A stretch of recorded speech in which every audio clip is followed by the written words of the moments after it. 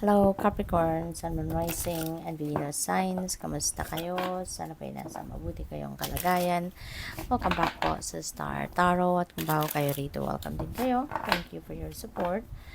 And please subscribe, like, share my videos, and leave me a comment po kung nakaresonate kayo. Una mensahe po ninyo ay Child of Boons. And so, meron dito magagandang, Child of Visions. Meron magagandang imbitasyon para sa'yo and you are excited about it. O pwedeng meron ditong, ang napipick up ko, baka meron dumating, baka dumating yung mga mahal ninyo sa buhay, or maybe ikaw yung dadalaw sa kanila. It's either kayo yung pupunta sa mga mahal mo sa buhay or ikaw yung dadatnan nila, ikaw yung bibisitahin nila. That's why you are going to be very excited about this reunion, no? So, pwedeng ganon. Meron din ako nakikita dito na baka invitation for social gatherings, no, Capricorn.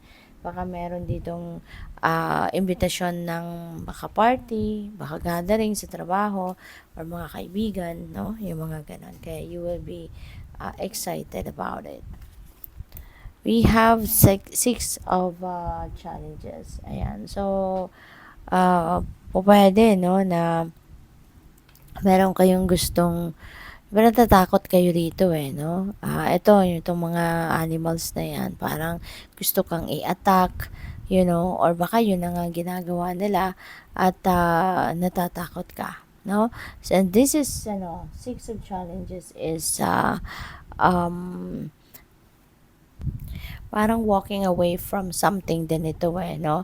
Kasi, alam mo yun, it's not helping you at all na sitwasyon. Tulad dito, parang nai-stress ka masyado, pinagpapawisan, natatakot siya na baka abutin siya ng mga hayop na to, 'di ba? So maybe ganun ang ganap, no, sa iba sa inyo. Yung mga animals na to are trying to attack you, 'di ba? Baka gusto kang kainin, kagatin, yung mga ganun. So natatakot siya. So posible na ganun ang sitwasyon ng iba sa inyo. For whatever reason, may takot kayo, nai-attack kayo ng kung sino man, pwedeng pwedeng hindi naman to physical, 'di ba? Pero pwedeng mental ang ano nito. Na baka merong mga, kunyari, mga naninira sa'yo, 'di ba? Baka merong nabubuli sa'yo, merong naninira sa'yo, yung mga ganon. So, probably, may mga ganong sitwasyon. Kaya, parang yun ang kinakatakutan mo. Okay? So, you know what to do. Capricorn, you know what to do. Kung meron mga tao or meron kang mga ganyan sitwasyon, wag mong sarilinin yan. You need to talk to someone. You need to ask for help. Diba? Kung kailangan mo na ng tulong, wag kayong magdalawang isip, ask for help. Okay? Kasi lahat naman tayo, we are entitled for help. Lahat tayo, kailangan natin ng tulong. Kailangan natin ng suporta ng iba at some point sa buhay natin. Okay? Kaya you need to ask for help. Wag mong sarilinin, no, yung problema. There will always remember that there will be someone that will be willing to help you. There will be someone that will be willing to be by your side. Okay? And we are all entitled for help. At kahit nga sino yung most powerful person in the world at some point sa buhay nila, kakailanganin nila ng tulong. Kaya, ganun din tayo, no? Tayo mga simpleng tao, kailangan natin ng tulong ng iba. Okay? Lahat tayo, no? At some point, kailangan natin ng meron tayong kaagapay. Kaya huwag kayong magdalawang isip. Huwag kayong matakot humingi ng tulong. We have 8 of spells. Ayan. So, parang aalis na kayo. No? Pwedeng aalis na kayo. Pwedeng magdedesisyon kayo rito, no? Na it's better for me to leave the situation than go for it. Kung ano sa tingin ninyo makakabuti para sa inyo. Kung ano sa tingin ninyo ang will be beneficial for you, embrace it, go for it. Okay? Dito kasi, meron ditong travel no? Meron travel. So, pwedeng you're going to travel by air. Baka, eto na. Sige, talikuran mo na ang sitwasyon na to. Iwanan mo na. If this is toxic na ang effect sa inyo, then don't stay there anymore. Diba? If it's taking a toll on you, don't stay there anymore. Lumipad ka na, umalis ka na, keep yourself safe. Diba? Dalhin mo na yung sarili mo sa kung saan ka magiging mabuti, saan magiging maayos ang inyong sitwasyon. Okay? So, yun, iwasan mo na yan at embrace different opportunity. Kung meron ka din naman ibang mapupuntahan, meron kang ibang mapagtatrabahuan, meron kang ibang matitirahan, then go for it. Leave. Okay? So, dito, travel. So, maybe you're going to travel.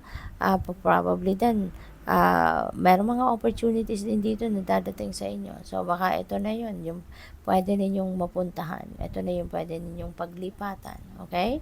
So, good luck sa iyo. So, tingnan natin kung ano pa ang mga mensahe para sa iyo.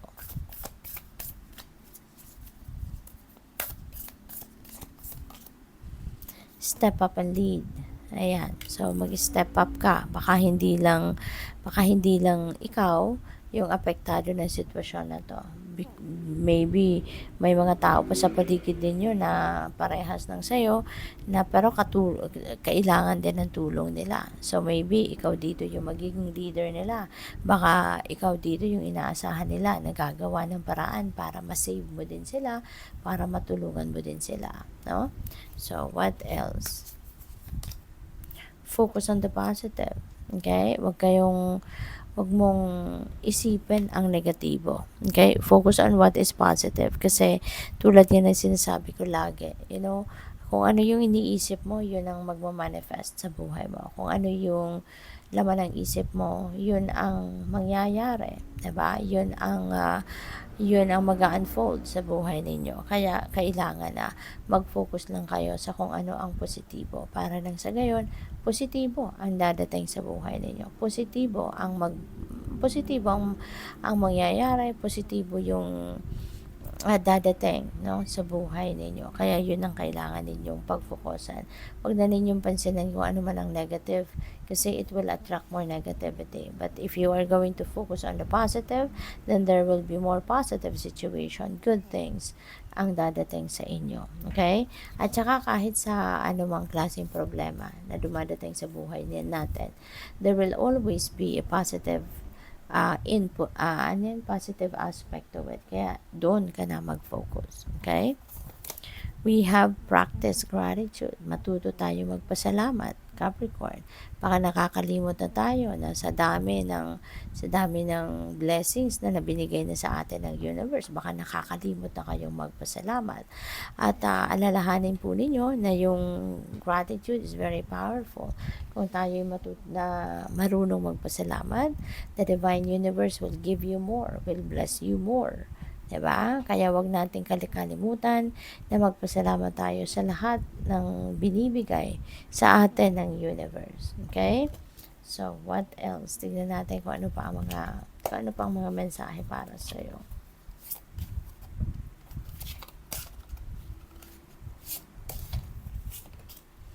We have unicorn, infinite possibility. Sabi dito, you are the sovereign of the seen and unseen worlds.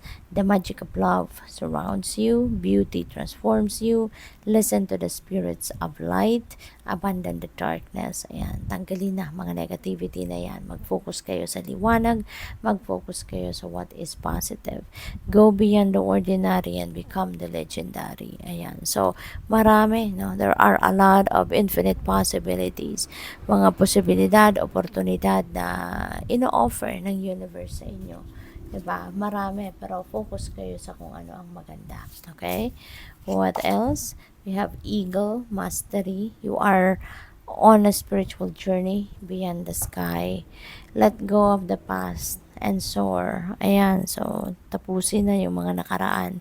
You are guided by the winds of spirit. Your wisdom inspires the world. Ayan, so siguro kayo, no? Magaling din kayong mag-advise.